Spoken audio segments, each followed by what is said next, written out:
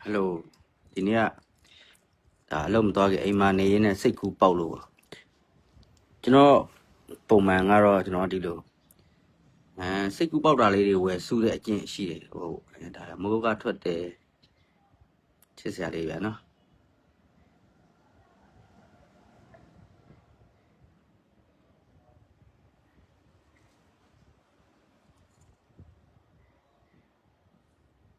Đã lấy rồi mà ya.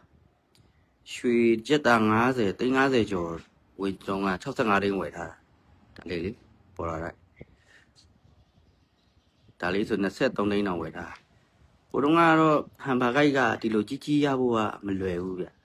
Cú nó bay nó thoát lại. Thế tuy đông đi thực hiện nó ngoài ta đã lấy. Hàng bà gai. ဒါလေးဆိုခုဆို100ကျော်မှရောင်းနိုင်တော့စုံမဲ့ကျွန်တော်ကစိတ်ကူးပေါက်တိုင်းဒါမျိုးတွေဝယ်တယ်ပတ်စံတော့ရှာတာပဲရှာပြီးမှရှာတယ်များကဟိုလိုတခြားအသုံးတော့မရှိဘူးဘာမှသွားကုန်လဲဆိုဒီဟာတွေမှာသွားကုန်တာကျွန်တော်ကဒီ restaurant တွေမှာသွားကုန်တာဒါတော့ဘာလဲဆိုကွန်နာရိုပင်း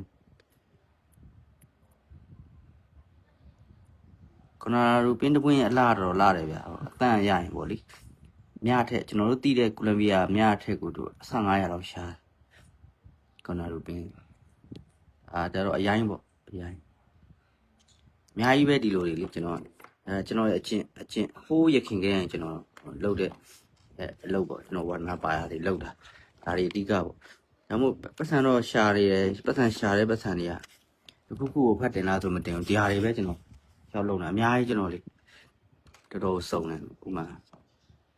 စပင်နယ်ဆိုလဲကြည့်လေကျွန်တော်တို့တွေ့နေကြမြင်နေကြစပင်နယ်ပုံစံမဟုတ်ဒါဆိုစိုက်ကလေးဖြစ်နေပန်းပွင့်လေးလိုဖြစ်နေပြင်ကဟိုမိုင်းတစ်ပြခွန်လေးအုပ်နေအပြင်ကလေအဲခရမ်းရောင်ပလေးချူရီလောင်းထားတယ်လို့ပဲသူကလေစပင်နယ်ပြင်ကိုအုပ်နေသူစပင်နယ်ကပန်းပွင့်လေးလိုဖြစ်နေတာပေါ့သူစားနေသူရဲ့ crystal power ဒါမျိုးလေးတွေလည်းကျွန်တော်ကဝယ်စုတာပဲမကြည့်လေဒါဟိုကပြောမယ်ဆိုဒီနှစ်ပွင့်တဲ့တောင်150ဒါဆို190လောက်ဖြစ်နေဒါလေးကတော့ကျွန်တော်ညီမတယောက်အဲ့တော့ရွှေ350ကျော်သေးမှာဒါကဟုတ်တယ်65တင်းဝယ်သွားတာ restaurant မှာပဲရှားပါကြောက်လေးဒီလိုလေးတွေပါဒါတော့မှကြည့်အောင်190လောက်ဖြစ်နေအဲ့လိုပဲစိတ်ကူးပေါက်ရအမြဲတော်တော်များတယ်ကျွန်တော်လေးဝယ်စုထားတာတွေဝယ်စုတာတွေဝယ်စုဒါလေးတွေဒါမျိုးလေးဒါလေးဆိုကန်းနဲ့အဖြူရောင်လေးဒါလေးက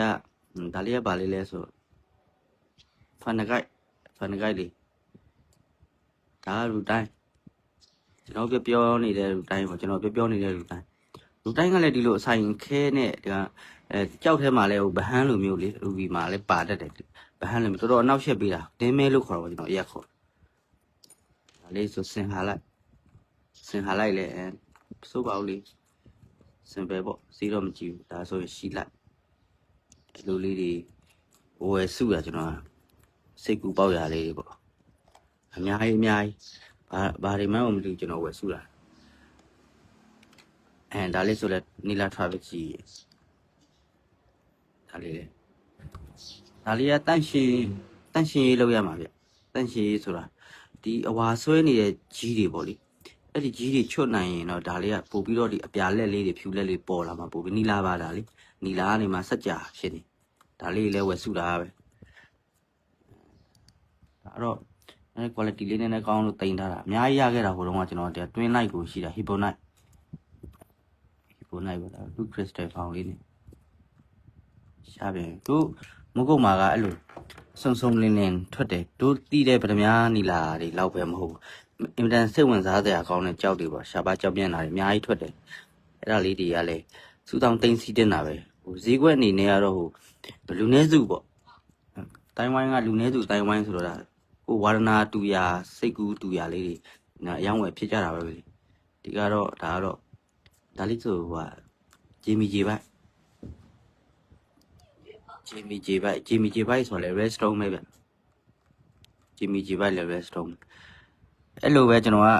ဒါတွေကအခုလိုကင်ပြပြီးမှပေါ့ပါပေါ့လေ ပေါ့ပပလေးတွေဝယ်ပြပေးတာတကယ်တမ်းကျွန်တော်ခဲတွေလည်းလုပ်တယ်လေခဲဆိုတာကို crystal တွေလေအများကြီးငလျင်လောက်တော့ဒုက္ခတွေရောက်တာဗျာအဲ့ဒီခဲတွေပဲဘယ်လိုတည်ထုတ်ရမှန်းမသိဘယ်ဟိုထားရမှန်းမသိဒုက္ခတွေရောက်တော့ငလျင်လောက်တော့ငလျင်ကလည်းတစ်နှစ်ပြည့်ပြီအဲ့ခဲတွေနဲ့ကျွန်တော်ခဲတွေအတင်းဝယ်စုတာဒါ spinner လေးချင်း spinner လေးပြအောင်နှစ်ပွင့်လေးဒါလေးလာတာပဲဒါလေးဆိုကအရင်တိုင်းလေးဆွဲဒီလေးဟိုခြံလေးခတ်ပြီးတော့လေဒါမှမဟုတ်အဲ့လိုလေးတောင်စိတ်ကူးတာပေါ့အထယ်မဟုတ်ဘောလေးတို့ပေါင်လေးခတ်ပြီးမှတိန်ထားမလို့တော့ spinner လေးလဲဝဲတွေ့ရင်ပေါ့လာတယ်ဒါလဲ spinner တောင်းလေးလာအဲ့လိုပေါ့ဒါကျွန်တော်တို့အယူတလိုင်းပေါ့လိုင်းကြောင်လို့ခေါ်တာအရက်ခေါ်တာကျွန်တော်တို့လိုလိုင်းကြောင်သမားတွေကလည်းရှိသေးပြန်ရောဒါဘုဒ္ဓတာလည်းရတာပေါ့ဗျာကျွန်တော်တို့ကအနီးပြားလေးပဲပြနေရိုးသွားမှာဆိုတော့အိမ်မှာကျွန်တော်လည်းအားနေရနေတာလေဒါလေးဆိုစီရန်ဒီဘိုက်ကလာတယ်အဲ့လိုလေးပြီးရင်ဘာတွေရှိသေးလဲနဲ့ထူဆန်းနေထင်တယ်စိတ်ကူးထဲမှာထူဆန်းနေထင်ကျွန်တော်ဝယ်စုလိုက်တာဒါလေးဆိုကွန်မိတ်နီလေးနဲ့ဒါလေးနဲ့တွဲတာစပင်နယ်လေးကဟိုပြောမှဒေးဗစ်စတာလေးကျယ်လေးဖြစ်နေရတာလေးတေးတယ်ရန်တေးတယ်ဒါပေမဲ့အဲ့လိုဝယ်တော့ကလည်းအဲ့လိုတွဲလေးဝယ်လိုက်တဲ့ခါကျတော့ကျွန်တော်ထူပါဘူးဆိုမှဒီလိုတွဲလေးတင်ထားလိုက်တာပေါ့စပင်နယ်လေးအများကြီးအမျိုးသားတွေလည်းအများကြီးထူဆန်းတာမှလည်းများပေါ့စိတ်ကူပေါက်လာဒါလေးဆိုစပင်နယ်ဖောင်နဲ့အပဲ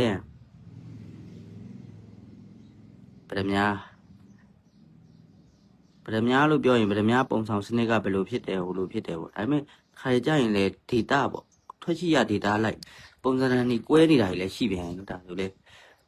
ကြည့်လိုက်စပင်နယ်နဲ့တူနေ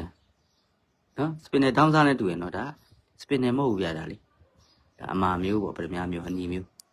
အဲ့ဒါလေးတွေလည်းရှိတယ်ပြီးစုံမဟုတ်တနေ့ကတော့စိန်မိုးမိတ်ကထွက်တဲ့စိန်မိုင်းလုံကထွက်တဲ့စိန်ကျွန်တော်ကစစ်လိုက်တယ်မရလိုက်ဘူးပဲလို့ဒါတေးလေးတော့ရလိုက်တယ်ဒီတေးလေးဝယ်ထားရှိတေးလေးတော့ရလိုက်တယ်ခုပြည်တွင်းကထွက်တဲ့စိန်လေးမြင်ပူအောင်ရှိအောင်အစုံရှိတယ်ပိန်းနိုင်တွေရောလေပိန်းနိုင်ဆိုစိန်လေးစိတ်ကူးတာပေါ့အထယ်လို့ရင် restaurant တစ်ခုကိုအထယ်လို့ရင်ကျွန်တော်ဒီတဘာဝစိန်လေးဒါလေးကိုလည်းတောင်းလေးမှာပါမယ်ပေါ့အဲ့လိုစိတ်ကူးတာပဲလက်စွပ်လေးလုံးရင်လက်စွပ်ရဲ့အနာလေးတစ်ဖက်မှာဒီစိန်လေးတဘာဝစိန်လေးထည့်ထားမယ်ပေါ့ဟုတ်တယ်လေအခုကဟိုမမိတ်လက် ground စိန်လေးပေါ်လာပြီဆိုတော့ကျွန်တော်ဒီတဘာဝလေးလည်းတော့တမိုးထားရမှာဆိုပြီးကျွန်တော်ဟောဒါနီလာအစုံမဲ့ပြအောင်မယ်တော်စုံနေဒါလေးရပါလိမ့်မယ်ဒါလေးကခရိုက်ဆိုပဲအရင်တုံးလေးဒါလေးလည်းမရဆိုဝယ်ထားတာဒီနေ့ကအလုပ်ကလည်းနောက်ကြပါသွားမယ်ဆိုတော့စိတ်ကူပေါက်တာနဲ့ကြောက်လေးထုတ်ကြည့်ကြောက်မကြည့်ရလဲကြာပြီကျွန်တော်ကဒါဆိုစပင်နယ်ဗျာနော်စပင်နယ်မှာကအဲ့လိုအခွန်ကအဲ့လိုဖြစ်နေတာ black spin နဲ့မဟုတ်သူကခရမ်းရောင်တန်းတာပေါ့လေခရမ်းရောင်အရန်မဲပိတ်နေရမျိုးလည်းမဟုတ်ဒါပေမဲ့ပလဲသားလို့ဖြစ်နေတူပါလေကျွန်တော်မြင်နေကြ spinner နဲ့မတူတာ spinner တော့ spinner ပဲမိုင်းလက်ပြခုနကကျွန်တော်ပြောတဲ့မိုင်းလက်ပြအခွန်ပေါ့အဲ့ဒီမိုင်းလက်ပြအခွန်ကအရန်ထူလုံးလားထူပြီးတော့ဂေါ်ပါတဲ့ spinner လို့ပိတ်နေတော့လားဒါလေးလည်းအမတရားထားရပါလေတချို့ဟာလေးတွေကရှားတယ်တချို့ဟာလေးတွေကလည်းအရန်ရှားတာတော့မဟုတ်ပါဘူးစိတ်ကူးတဲ့တာလေးပေါ့ဒါဆိုလဲအဲ့တော့တင်တန်းမှာအမြဲကျွန်တော်ပြတာတော့ကျွန်တော်9 သိန်းတောင်ဝယ်လိုက်တာဘာလို့9 သိန်းတောင်ဝယ်ရဆိုကျွန်တော်ဂေါ်ရီအကြောင်းကျွန်တော်ပြောတယ်ဂေါ်ကအတိကဗဒမြားနေလာလောက်တဲ့လူကဂေါ်အကြောင်းကိုကျွန်တော်ကကျွမ်းကျင်နေရမှာဟုတ်တယ်အမအစိန်လေးတေးလေးအမအထည်လောက်ရင်1000လက်စွပ်ရ1000လေးမှာအထည်မြန်ကုန်လိုင်းယူခဲ့မှာဗျအဲ့လေဒါဆိုကျွန်တော်ဂေါ်ပေါ့ကျွန်တော်တို့ကဗဒမြားနေလာလောက်ရင်ဂေါ်အကြောင်းကနောကြည့်နေရမှာဂေါ်လို့ပြောရင်မျိုးပဲသိလို့မရဘူးပေါ့လေကျွန်တော်ဂေါ်အကြောင်းကိုလုံးဝဟိုအသေးစိတ်တင်တယ်ကျွန်တော်တင်တတ်မှာတော့လေဂေါ်တွေဒီအမျိုးစားပေါ့ဒါဆိုဂေါ်တစ် ကောကအတုံးလိုက်တက်လိုက်ရှိတဲ့တဘောဒီလိုကြောက်ဘူးတွေပြပြီးသင်ခန်းစာကြီးပဲဒီလိုတင်ရရင်တော့ဟိုးမှတင်တယ်နော်ကောဒီအတုံးလိုက်ကောတစ်ကိုကျွန်တော်ကဟိုလိုပြောတော့ဂေါ်ညစ်လို့လည်းပြောတယ်ဂေါ်ညစ်ဆိုတာဒီမှာလေဒီအနားလေးမှာကျတော့မဲပြီးညစ်နေကောတစ်အဲ့ဒီဂေါ်တာမပိုင်ကြောက်ရဲ့အလားတစ်မျိုးပေါ့ဗျာဒါဂေါ်ကဖြက်စီးသွားဘူးဒီလောက်ဖြက်စီးတဲ့ဂေါ်ဆိုပြီးအမတ်တရားဝတ်ထားတာအားတင်ရှိပါလေဂေါ်မဲဒီပါတယ်ဂေါ်မဲပြပေးမယ်ဂေါ်မဲအကြောင်းရှင်းပြမယ်ဆိုပြီးကျွန်တော်ကဂေါ်မဲအကြောင်းရှင်းပြမယ်ဆိုပြီးကျွန်တော်တချို့လည်းဂရီတွေပေးပြီးလေတွေဖြစ်နေတာပေါ့လေဂေါ်မဲ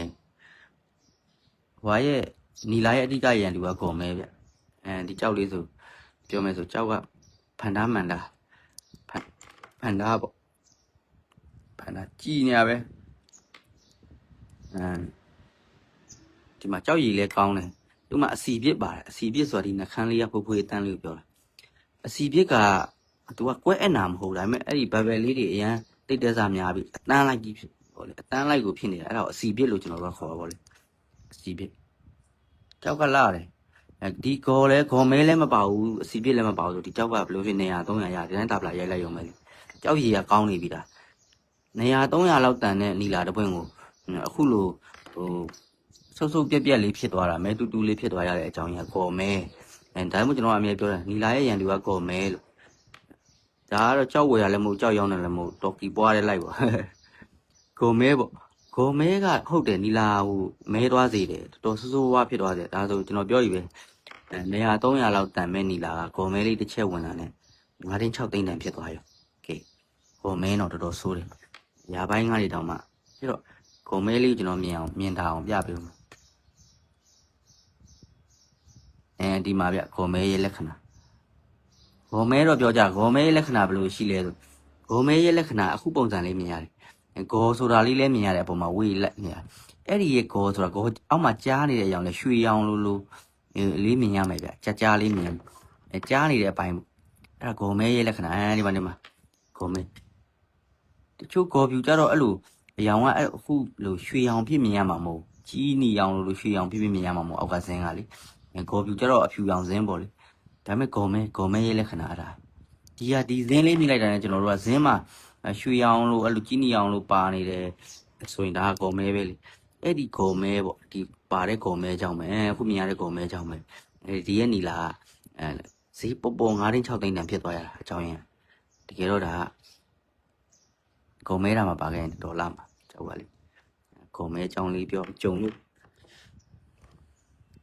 ကြောက်ရအများကြီးပဲနီလာဆော်ဗီချီဆိုတာဆိုလို့ဆော်ဗီချီဆိုလဲဒီမှာလေးအုပ်စုလိုက်တာဒါတပိတ်ကျင်းကပဲရနိုင်တာပဲရွှေလောက်ရင်းနဲ့နီလာအလုံးလေးရပါအလုံးလေးတွေရတဲ့ခါမှာနီလာလဲတက်ကိုဓားလေးနဲ့တင်ပြီးခွတ်ဆိုခွဲလိုက်မှဒီဆက်ကြလေးတွေမြင်ရဆော်ဗီချီနီလာဆော်ဗီချီဒါလည်းစမ်းတယ်ကျွန်တော်ပြောလို့ဒါလေးလည်းတန့်ရှင်းရေးလုပ်ရမယ်တန့်ရှင်းလို့အဲ့ဒီကြီးဆွဲနေတဲ့ဝါတွေချွတ်တိုင်းတော်လာလဲနီလာပေါ့နီလာထားပြီးဆက်ကြဝါဒနာပါပဲကြည့်လို့ဟမ်ဘာဂိုက်အကြီးပဲဟမ်ဘာဂိုက်ဆိုတော့ကကျွန်တော်အသေးလေးတစ်ပွင့်ရရင်ပျော်တာဟိုတုန်းကတော့လေပျော်နေခဲ့တာအခုတော့ဒီလိုကြီးရလိုက်တာမတရားပေါ့ဟမ်ဘာဂိုက်ဒါခုနပြောတဲ့ကော်နာရူပင်းကိုလည်းဒီမှာခမမိုက်ပဲနားကြီးကတိတ်စိန်လေးရဟုတ်တယ်မှာစိန်လေးကတေးလေးစိန်လေးသူခရစ်စတယ်ဖောင်လေးလည်းပါသေးတယ်အပြင်မှာတော့ပိုလာတာပေါ့သူရဲ့နဲ့ရောင်လက်ရောင်ပါတယ်စိန်လေးလည်းရှိတယ်ညာကြီးပါလိမ့်မယ်စိတ်ကူပေါက်တိုင်းဝယ်ထားတာဒီနေ့မှကြောက်တွေရှင်းရင်းနဲ့ပြန်တွေးတာဒါဆိုဖန်နဂိုက်တွေးထားတာဖန်နဂိုက်လေးလည်းတွေးထားတယ်အမေဝါဒနာပါတဲ့လူချင်းဆိုရင်တော့တိတယ်စိတ်ကူတူတယ်ဆိုရင်တိတယ်ဒီဟာလေးစုတောင်းရတဲ့အလောက်ကလေးဝါဒနာမပါတဲ့လူကြတော့တပါးတွေလဲလို့ထင်ကြည့်ဘာရမဟုတ်ဘူးဒါဆိုတိတ်200ကျော်တယ်အားလုံးဘယ်ဟာသေးကြည့်ပါဆိုဒါဟာသေးကြည့်သွားဒီပေါ်လာလိုက်ဒါဟမ်ဘာဂိုက်ဒါကော်နာရူပင်း ဒီထဲမှာလည်းထူးထူးဆန်းဆန်းလေးပါတယ်ဒီထဲမှာအဲ့လိုလေး spinner cyclid တို့ဒါလေးတွေကြောက်သွားမှာဟမ်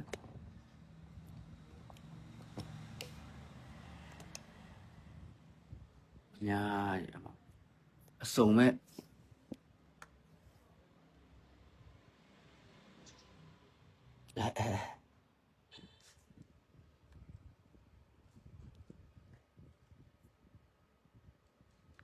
စပင်းနဲ့ဒါခုနအမယူထားတဲ့ဟာလေးဒါလေးယူခဲ့ပေးဒါလေးရယ်စိန်လေးရယ်ပေးမယ်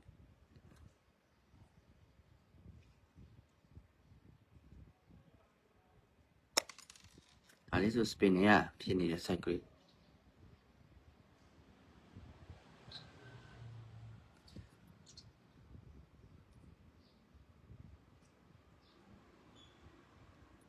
ပုံရှည်တွေကဒီတည်းရလားနေအောင်ဆက်လေအကွမ်မရင်းလေမြပြသူကအပတ်တိုင်းမဟုတ်မြပြလေဒီမှာပါလဲဆိုဇကွန်တို့ပါတယ်ဖနဂိုက်တို့ပါတယ်ရွှေရင်းတမ်ပူရိုက်ရွှေရင်းရွှေရင်းဗျူတို့တမလင်းတို့ရူဘီတို့စပိုင်ယာတို့ပိတ်နိုင်လေးပါတယ်ဆိုအများဘိုးတော်ကဆိုဒီလိုအချောင်းနေကြီးပဲစုလာဆိုကျွန်တော်ဘယ်လောက်များသွားလဲဆိုဟုတ်ယူခဲ့ပေးမယ်မှာဟိုတစ်လေး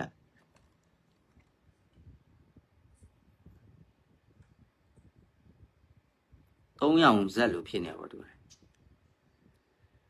ဒါဒီလိုအချောင်းနေကြီးပဲကိုကျွန်တော်လေးဘူးတွေအများကြီးဘူးကြီးနဲ့ရအောင်စုလာဘာလို့ဆိုတော့ကိုကမကုတ်မှာဆိုရင်တွေ့တယ်တရက်ကိုဟိုရှည်တဲ့ဒီလိုပုံရှည်ကြောက်လေးတွေအများကြီးတွေ့လေတွေ့တိုင်းကျွန်တော်စုလာအခုကျွန်တော်တော်တော်ကြာပြီမစုနိုင်တာပေါ့ဒါတအားဝါဒနာပါဒီလိုလေးတွေblue crystal ထွက်ရှိရအတိုင်းလေးစုပါလေဘုံကတအားစုတာကျွန်တော်ခုနောက်ပိုင်းကတော့မကုတ်ကလည်းမပြန်နိုင်သေးတော့မစုပြစ်ဘူးရတဲ့လောက်ကြုံလုံးမဲစုပြစ်တော့တာခုအများကြီးတဲ့ဟိုစုတာဆိုပြီးနမူနာအနေနဲ့ကျွန်တော်စုတယ်တာပလာလေးတွေးပြီးဒါဆိုဖျဲဦးမိုင်းလုံကထွက်တဲ့ဖျဲဦးဘယ်လောက်လာလဲပေါ့အဲ့ဒါလေးစုရပြီးဒါစကာပို့လိုက်ဒီလိုပဲကျွန်တော်ကပြောတဲ့အဲ့တော့ကတော့ကျွန်တော်စုမယ်လို့အမျိုး90ပြည့်အောင်စုမယ်လို့ကျွန်တော်ကပြောတယ်အမြဲတမ်းဒီလိုပေါ့မကုတ်ကထွက်တဲ့ကြောက်လေးတွေကိုတာပလာလေးတွေခုလိုရိုက်ထားမျိုးအမျိုး90ပြည့်အောင်စုမယ်ဒီမှာဒါလေးတွေဒါဆိုဖက်ခွာဒါဆိုတိုင်အောင်ဆိုင်အဲ့လိုပဲအမျိုးစုံစုမယ်လို့ကျွန်တော်ကစိတ်ကူးတာနောက်ပိုင်းကျတော့ဘယ်လိုဖြစ်သွားလဲဆိုတော့စုလိုက်တဝဲလောက်ရောင်းလိုက်နေအဲ့ဒါနဲ့အမျိုးမစုံလိုက်ဘူးအခုဒါဆို15မျိုးလောက်ပဲကျန်တော့အမျိုး90တိရအောင်စုမယ်လို့စိတ်ကူးပြီး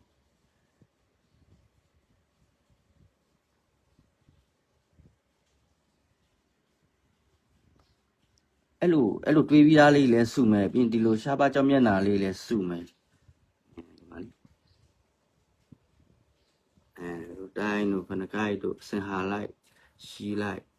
ဂန်နဲ့အဖြူပေါ့ကျွန်တော်ပြောတဲ့ဂန်နဲ့အဖြူရှားတယ်ဆိုရယ်ဒီလာလေးဆိုလဲဒီလိုလေးတွေပုံဆောင်လာရင်စုတာပဲဒီလိုညဗျာဆုံးပါပြီပြီးတော့တစ်ခုရှိသေးတယ်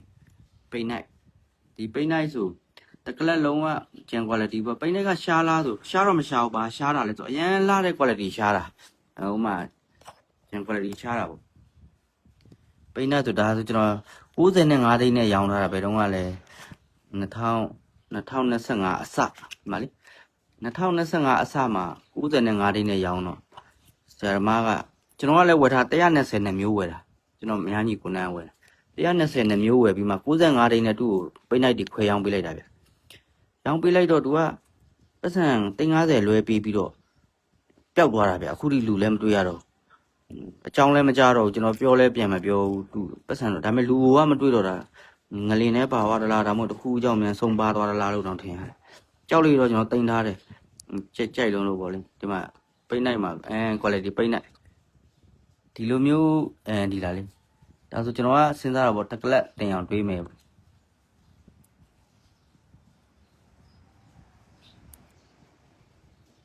သူကခ လာလေးကလည်းချိန်နေတယ်အစိမ်းကနေနေအောင်လဲဆိုတစ်မျိုးမီးအောင်လဲဆိုတစ်မျိုးပေါ့လေအဲဒါလေးဘယ်နှပွင့်အားလုံး6ပွင့်ဗျာသူ့ရောင်းထားပေးရ65တိန်းရောင်းပြီးတော့သူလည်းမတွေ့တော့ကျွန်တော်လည်းဗာဆက်လုပ်ရမှမသိဘူးသူ့ပဲစောင်းရမှာလို့ဟိုဒါပဲပြန်ရောင်းရမှာလို့လည်းအဲကြာအဲ့လိုဗျပိတ်နိုင်လည်းရှိတယ်ဒီရှာသမျှပတ်စံကဒီ line ကြောင်ထဲမှာပဲကျွန်တော်ကုံနေလို့တောင်ပြောရမယ်ကုံလုံးတော့လိုက်ရ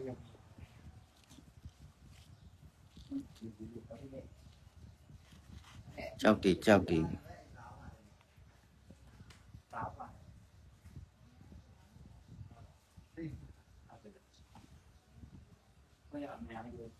ဟိုရများတော့များ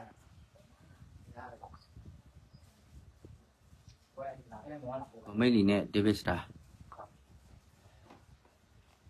မိတ်နီကလည်းတန်း David Star ကက်လေ David Star ကက်တီလေအများကြီးကျွန်တော်အဲ့ဒါအပွင့်လေးတွေပေါ့ရှားပါးကြောက်လေးနဲ့အပွင့်လေးတွေပြတကယ်တမ်းကျွန်တော်လောက်တာ crystal ပဲ crystal အဲ့ဆိုအများကြီးဟိုကျွန်တော်တင်တန်းမှာလည်းအများကြီးရှိတယ် crystal တွေလေအစုံပါပဲ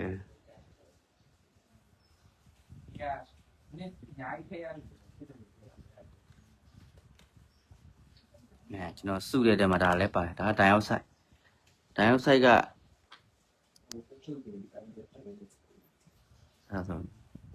ကလပ်ချင်းတော်တော်ကြီးရတာလေမမရတာနှစ်ခွဲလောက်ရှိပြီကျွန်တော်ဒါ8သိန်းခွဲဝယ်တာနှစ်ခွဲကို8သိန်းခွဲဆိုတော့အခုငွေဈေးနဲ့ဆိုတော်တော်ပေးရပြီပေါ့လေ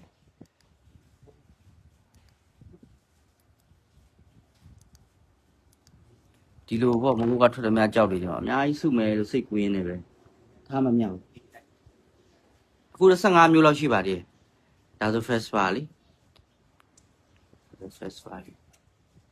စကာဘိုလိုက်တို့အဲ့လိုပေါ့အစုံ extra dye တို့ဒါမှအစုံစုမယ်အပွင့်50ရရင်အပွင့်50 60လောက်ရရင်ရှင်းနေပြီလို့နေအောင်ဆက်လေးရပဲရတာပဲအော်ဒါလေးနေမှာအော်ဒါလေးကဒါ ruby လေးနေအောင်ဆက်ကဟိုကဘာဖြစ်နေရလဲဆိုတော့ godit လေကိုရဲ့ကိုမျိုးသားတွေအများကြီးတဲ့ကိုအတေချောင်ရှင်းပြတာအမတယောက်သူယူသွားပြီယူသွားပြီဗျာဒါလေးတင်နှံပြမယ်ဆိုပြီးဝယ်ထားကိုအကြောင်းရှင်းပြရင်ဒါလေးရန်ကုန်လွှိုင်းယူခဲ့မယ်ကြောက်တော်များများရန်ကုန်ယူခဲ့မယ်ကြည့်လို့ရအောင်ပေါ့လို့ချိုးလေကျွန်တော်တို့ကဗရမ ्या နီလာနောက်ပဲလိုက်နေရပေါ့တချို့ကလည်းတဘာဝကိုပဲတီးတန်းချစ်တဲ့လူတွေရှိလေတဘာဝကိုတီးတန်းချစ်တဲ့လူတွေတော့လိုက်ပါလိုက်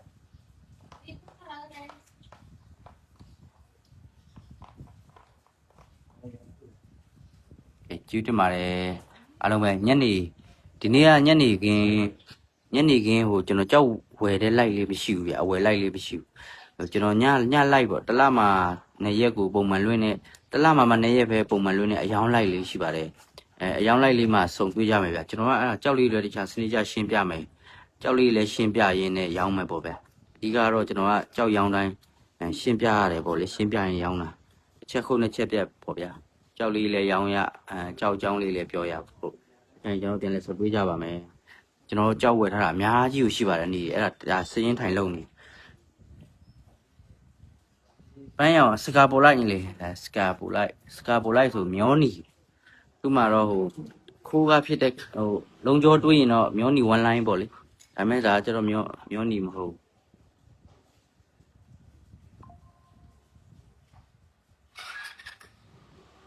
ဟုတ်တယ်လိုင်းကြောင်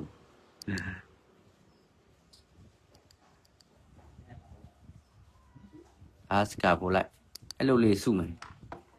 စကာပိုလိုက်တွေလည်းစုမယ်စကာပိုလိုက်တို့ဒီလိုလေးတမ်ပူရိုက်တို့ကိုဒီကထွက်တဲ့ဟာတွေပေါ့ဗျာအမတ်တရဒါတွေအစတာတိုင်းတို့ပြင်ဒါလေးဆိုတိုင်အောက်ဆိုင်ဒါလေးဇာကွန်ပြင်ဒါဆိုပတ်တလိုက်က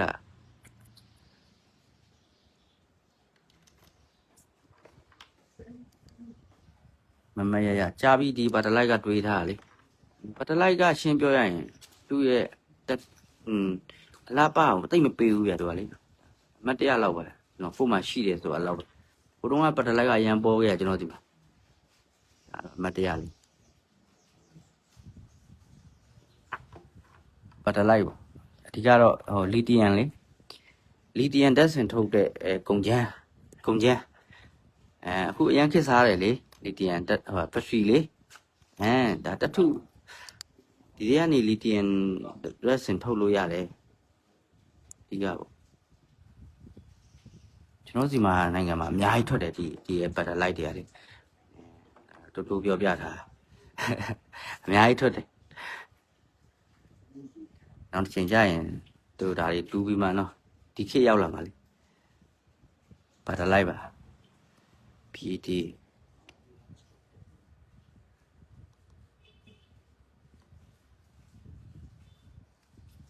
လိုင်းကြောင်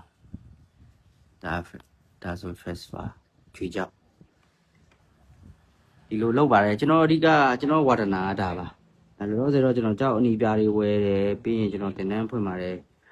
ကျွန်တော်အဓိကဝါဒနာဒါလေးတွေနဲ့ပဲကျွန်တော်စိတ်ချမ်းသာတယ်နည်းနည်းအလောက်ကများတယ်စိတ်ဖိစီးမှုများတယ်ဆိုရင်တော့မှကျွန်တော်ဒါလေးတွေလုပ်နေရင်ပျော်တယ်ဗျကျွန်တော်စိတ်ထွက်ပေါက်ပါပဲကြောက်လေးတွေကြည့်မယ်ဒီလိုလေးတွေရှောက်လုံနေမယ်ဒါလေးတွေလိုက်ဝယ်မယ်ဒါလေးတွေဝယ်ထားလေးလိုက်ကြည့်နေမယ်ဆိုကျွန်တော်ပျော်ပါတယ်ဥပမာပြောတစ်ပင်ဆိုင်လို့ပေါ့လေတချို့ကလည်းတစ်ပင်ဆိုင်တာပျော်တယ်ပေါ့ကျွန်တော်ကတော့ဒီ crystal လေးတွေ redstone လေးလိုက်စုရတော့ပျော်တယ်ဗျနည်းနည်းအလုပ်များနေရှုံနေတော့ဒါလေးကြည့်နေရရင်လေအဆင်ပြေသွားတာပေါ့လေတယောက်ကိုအယူတစ်မျိုးပေါ့လူဆိုတာဟုတ်ကျုပ်တမှာလည်းကျွန်တော်တို့ပြန်စုံတွေ့မယ်ဟိုညလိုက်ပါညလိုက်စေးမှာတော့တကယ်တမ်းတော့ပြများနီလာတယ်အဓိကကျွန်တော်ဒီတလား2လား3လားအတွင်းဝယ်ထားရတော်တော်များပါတယ်တလားကို2ကြိမ်လိုက်ကလည်းညလိုက်လေလွင့်နေကြပါလေဒီလားကတော်တော်နောက်ကျနေပြီမလွင့်ဖြစ်ဘူးအယောင်းလိုက်ပေါ့ကျွန်တော်အဝယ်ပဲစိတ်လောနေရတယ်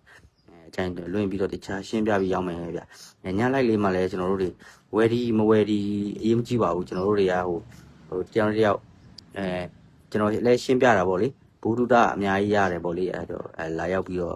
ကြည့်ဖို့ကျွန်တော်ဖိတ်ခေါ်ပါတယ်ဟုတ်ကဲလိုက်လေးခဏနားမယ်ဗျပြီးရင်ကျွန်တော်ကျင်နာမောအလုပ်သွားဖို့ပြင်ဆင်ပါအောင်မယ်ခုကတော့အိမ်မှာပါဟုတ်ကျေးဇူးတင်ပါတယ်အားလုံးဟုတ်အကြာကြီးရှင်းပြခြင်းပြီးမဲ့နောက်ကြမှာပဲကျွန်တော်တပွင့်ချင်းအကြောင်းလေးအများကြီးရှင်းပြပါအောင်မယ်ကျွန်တော်မှာစိတ်ဝင်စားစရာအကြောင်းတွေအများကြီးရှိပါတယ်ဒါလေးကတော့ဟမ်ဘာဂိုက်ဖြစ်ပြီးတော့ဒါလေးကပေါ်လာလိုက်ပါဒါလေးဆို300ကျော်ငါကလက်အတန်ရမယ်လို့ကျွန်တော်မှန်းထားတဲ့ကြောက်300ကျော်တယ်ဟိုတုန်းကဟိုရွှေချက်သားတုန်းက50ကျော်တုန်းက65တင်းဝယ်ထားတာကျွန်တော်ညီမတယောက်အဲ့လိုလေးတွေပါစကာပိုလိုက်ကတာပလာနဲ့1 line က gas i ကဈေးပိုရပါတယ်တစ်ခါလေပန်းရည်ရင့်နေဆိုရင်တာပလာဈေးရပါတယ်ဒါပေမဲ့စကာပိုလိုက်ကပျော့ပါတယ်ဟိုအရန်လက်ဝဲအတွက်အရန်ပြီးမှဟိုဝစ်လို့မရဘူးပျော့တယ်ပေါ့လေဟိုကြိုက်တယ်ဆိုရင်အမတရားဝစ်ရုံပါပဲဒါပေမဲ့လုံးကျော်လောက်ထားတဲ့ gas iron ဆိုရင်တော့ဝစ်ပါတယ်ရှေးရခင်ကနေဝစ်တာပေါ့လွန်ခဲ့တဲ့နှစ်ပေါင်း100ကျော်လောက်ခရိုင်ကျွန်တော်တို့မုကုတ်ကမျိုးတမီတွေကဝစ်တယ် gas iron ကို Scarbolic gas iron ဒီ Scarbolic gas iron ကမှတို့ဟိုဒါကမှတူရောင်စစ်ပေါ့ဒီက gas iron ပါတဲ့ဟာတို့တူရောင်လို့ခေါ်တာပါကျွန်တော်တို့အခုဈေးကွက်ထက်မှာတွေ့ရတဲ့တူရောင်တွေက request တွေကတူရောင်မဟုတ်ပါဘူးဒါတွေကမှတူမှာ gas iron ပါရင်ရှေးရခင်ကနေကျွန်တော်အမြဲရှင်းပြတယ်ရှေ့ရခင်ကလေးကဒီ gas iron တွေကိုတို့တွေကဘာလုပ်လဲဆိုတော့one line gas iron ဆိုရင်တစ္ဆာရှိခြင်းအိဗယ်ရတယ်ဆိုပြီးမှမုတ်ကုတ်သားရှေ့မုတ်ကုတ်သားကြီးတွေကတို့ပိုးပန်းနေတဲ့သူဖြစ်ဖြစ်တို့ရဲ့ချစ်ခင်ရတဲ့သူဖြစ်ဖြစ်အဲ့ဒါကိုတွေးပြီးမှလက်ဆောင်ပေးတာအဲ့ဒီမုတ်ကုတ်ရှေ့ဖွားကြီးလည်းဝတ်စင်ကြလူရှိရောလေအခုချိန်ထိလည်းဝတ်တဲ့လူတွေရှိပါသေးတယ်အဲ့ဒီအကြောင်းပြောပြတာပါ gas iron Scarbolic gas iron ကမှတူရောင်လို့ရှိလူကြီးတဲ့နိုင်ငံပေးခဲ့တာပါ